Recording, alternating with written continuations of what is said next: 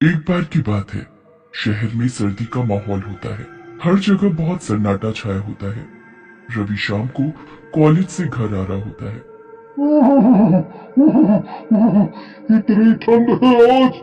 कोहरे में कुछ समझ ही नहीं आया।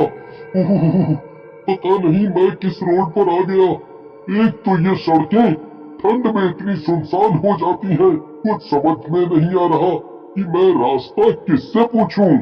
तभी उसे थोड़ी दूर एक आदमी दिखता है जो साइकिल लेकर जा रहा होता है और उसके पास बहुत सारे गुब्बारे होते हैं। उसने सफेद कपड़े पहने हुए थे और उसकी गर्दन टेढ़ी थी। भैया, क्या आप मुझे बताओगे ये रामपुर के लिए रास्ता किधर जाता है? मैं जरा रास्ता भटक गया हूँ। क्या आप मुझे बताओगे? रामपुर जाना है, चलो मैं भी वहीं जा रहा हूँ। छोड़ देता हूँ, मेरी साइकिल पर बैठ जाओ। रवि गुब्बारे वाले की साइकिल पर बैठ जाता है और उसके साथ रामपुर की ओर चला जाता है। रास्ते में रवि आदमी से बातें करता है। भैया, आपका नाम क्या है? आप कहाँ के रहने वाले हो? और आप इतनी रात को गुब्बारे बेच रहे हो? इतनी रात में कौन गुब्बारे खरीदता होगा? मेरा नाम भूतिया गुब्बारे वाला है। अब क्या करूं, बचपन से शौक है बेचने का, जाता ही नहीं, कोई नहीं खरीदता। तुम ही एक ले लो। भूतिया गुब्बारे वाला, ये कैसा नाम है? और ये रामपुर का रास्ता कितना दूर है जो अभी तक आया नहीं? कहीं हम रास्ता तो नहीं भटक गए? तभी गुब्बारे वाला साइकिल रोक देता है। रवि के उतरते ही गुब्बारे वाला अपने भूतिया रूप में आ जाता है और गुस्से में रवि को बोलता है, ले लो, गुब्बारे ले लो। मैंने कहा था ना, गुब्बारे लेने पड़ेंगे तो लो। कौन हो तुम? और ये तुम्हारी शक्ल को क्या हो गया? अभी तक तो तुम ठीक थे। भूतिया गुब्बारे वाला जोर जोर से हंसने लगता है और वो उसे मार देता है। इतना बोलकर वो उसका शरीर पेड़ से टांग देता है और साथ में एक गुब्बारा भी लगा देता है जिस पर एक बड़ी सी स्माइली बनी होती है। फिर वो अपनी साइकिल पर वहां से चला जाता है। गुब्बारे वाला प्रतिदिन कॉलेज के पास जाता और फ्री में दिन भर गुब्बारे बेचता, बच्चों को गुब्बारे देता और कुछ घंटे वहां रुककर शाम को अपने घर चला जाता। कुछ दिनों बाद मुकेश को किसी काम से बिलासपुर जाना होता है। वो अपने घर से कार में निकलता है पर आधे रास्ते में मुकेश की कार खराब हो जाती है। तभी उसकी नजर एक गुब्बारे वाले पर पड़ती है जो साइकिल लेकर आ रहा होता है। गुब्बारे वाला साइकिल रोकता है। भैया, ये बिलासपुर कितनी दूरी पर है यहाँ से? मुझे बहुत लेट हो रहा है, क्या आपको पता है? गुब्बारे वाला कुछ नहीं बोलता, बस अजीब नजरों से मुकेश को देखता रहता है। सुनाई नहीं दे रहा क्या? मैं कुछ पूछ रहा हूँ। भैया, गुब्बारा लोगे? सुबह से एक भी ना बिका, आप ही ले लो। चुप करो, मुझसे जितना पूछा उतना बताओ, फालतू बकवास मत करो। वो एकदम से भूतिया रूप में आ जाता है। उसे रूप बदलता देख मुकेश के तोते उड़ जाते हैं।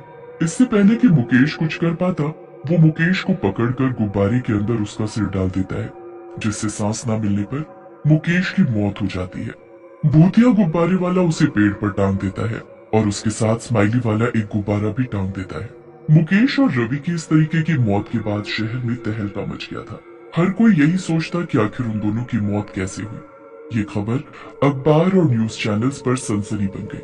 पुलिस जल्द से जल्द कातिल को पकड़ने के लिए दिन रात मेहनत करने लगती है। कुछ दिनों तक कोई खबर नहीं मिलती। फिर कार्रवाई के चलते पुलिस रवि और मुकेश की मां को थाने में बुलाती है। रवि की माँ, आप बताएं, क्या आपके बच्चे का कोई दुश्मन था, कॉलेज या बाहर? नहीं सर, मेरे बेटे की किसी के साथ कोई दुश्मनी नहीं थी। पुलिस समझ नहीं पाती कि आखिर इनकी मौत हुई कैसे और दोनों के पास से गुब्बारे क्यों मिले। ये गुब्बारे वाला ही होगा, तभी इनके पास गुब्बारा छोड़कर गया। पुलिस पता करने लगती है कि इस शहर में कौन गुब्बारे वाला आता है। कुछ दिनों बाद पुलिस को राजन का शरीर मिलता है पेड़ से लटका हुआ। उसके पास भी एक स्माइल वाला गुब्बारा रखा मिला। लगता है ये सारी मौत का किस्सा कहीं न कहीं एक दूसरे से जुड़ा हुआ है।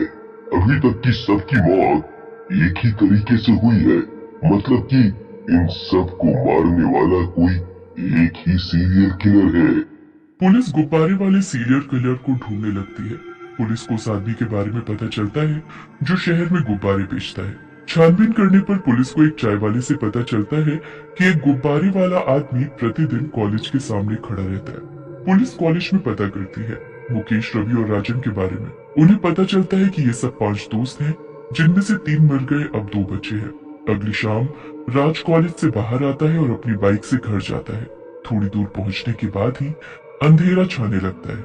सुहाना सफर और है मौसम हसी, सुहाना सफर और है मौसम हसी। वो बाइक बहुत स्पीड में चला रहा था कि अचानक उसके सामने एक बूढ़ा आदमी आ जाता है। राज समय से ब्रेक नहीं मार पाता और वो उस बूढ़े आदमी को टक्कर मार देता है। अरे ये मैंने क्या कर दिया, जरा देखो तो। राज पीछे मुड़कर आता है तो वो देखता है कि वो बूढ़ा आदमी कहाँ है जिसे मैंने टक्कर मारी। वहां किसी की लाश को ना पाकर राज डर जाता है और जल्दी से अपनी बाइक घुमाकर निकल जाता है। वहां दूसरी साइड पुलिस को पता चलता है कि गुब्बारे वाला फिर कॉलेज आया था। अरे साहब, गुब्बारे वाले ने बच्चों को फ्री में गुब्बारे दिए और फिर कुछ घंटों बाद दूसरी ओर चला गया। पुलिस बताए गए रास्ते पर जाती है। इधर राज हड़बड़ाया हुआ जल्दी जल्दी बाइक चलाने लगता है। थोड़ी दूरी पर उसे एक आदमी दिखता है जिसके पास बहुत सारे गुब्बारे होते हैं। राज के बहुत हॉर्न देने के बाद भी वो सामने से नहीं हटता। राज अपनी बाइक उसके सामने एकदम से रोकता है और कहता है, क्या भाई, मरने का शौक है क्या? इतनी रात को गुब्बारे बेच रहे हो, वो भी बीच सड़क पर? जाओ, सही सलामत घर जाओ। क्या तुम मुझे घर छोड़ दोगे? मेरा घर इसी रास्ते में है। अगर तुम बुरा ना मानो तो मैं तुम्हारी बाइक पर बैठ जाऊं। भाई, आपके पास गुब्बारे हैं, इनकी हवा निकालो और उड़कर चले जाओ। गुब्बारे वाला उसे एकटक अजीब नजरों से देखता रहता है और कुछ नहीं कहता। गुब्बारे वाला उसकी बाइक पर बैठ जाता है और राज की बाइक पर गुब्बारे बांध देता है। गुब्बारे बांधते ही राज की बाइक हवा में उड़ने लगती है। गुब्बारे वाला अचानक भूतिया रूप में आता है और हवा में चलते हुए सामने आता है बाइक के और राज से कहता है, क्या हुआ? डर लग रहा है?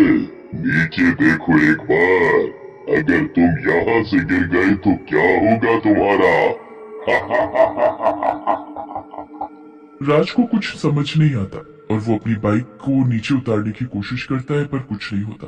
तुम नीचे जा सकते हो अगर तुम ये सारे गुब्बारे फोड़ दो, फिर तुम नीचे चले जाओगे। उड़ो उड़ो। राज जल्दी से सारे गुब्बारे फोड़ने लगता है पर गुब्बारे खत्म ही नहीं होते। राज का शरीर थकने लगता है। तुम मुझे क्यों परेशान कर रहे हो? मैंने क्या बिगाड़ा? हाँ, तुम सही बोलते हो। मैं तुम्हें क्यों परेशान कर रहा हूँ? तुमने तो मेरा कुछ नहीं बिगाड़ा। तुम एक काम करो, जो गुब्बारे तुमने मेरे फोड़े हैं उतने दोबारा फुला के दो, मैं तुमको पक्का छोड़ दूंगा। भूतिया गुब्बारे वाला राज को नीचे गिरा देता है और जोर से हंसने लगता है। कुछ देर बाद वहाँ पुलिस आ जाती है और वो राज को तड़पता हुआ देख लेते हैं। तुरंत एम्बुलेंस को फोन करो और राज को हॉस्पिटल भेजो। पुलिस बंदूक गुब्बारे वाले की तरफ तान देती है। पुलिस जैसे ही गोली चलाती है गुब्बारे वाले के ऊपर कुछ असर नहीं होता। गोली उसके आर पार हो जाती है पर उसे कुछ नहीं होता। भूतिया गुब्बारे वाला आसमान से गायब हो जाता है और पुलिस के पीछे खड़ा हो जाता है और धीरे से कहता है, अब मारो, मारो मुझे, मारो, मारो, अब मारो। तभी वहाँ सुरेश आ जाता है। गुब्बारे वाला सुरेश को दोस्त कहकर पुकारता है और उससे कहता है, उसे परेशान मत करो, उसने जो किया सही किया। उन तीनों ने इसके साथ गलत किया था और इसने उसका बदला लिया। अगर तुम मेरा साथ न देते तो आज मैं मुक्ति नहीं ले पाता। मुक्ति? और तुझे? और वो एक अजीब सी रहस्यमयी हंसी हंसने लगता है। पुलिस वाला कुछ समझ नहीं पाता। इससे पहले कि वो भूतिया गुब्बारे वाले से कुछ पूछ पाता वो गायब हो गया।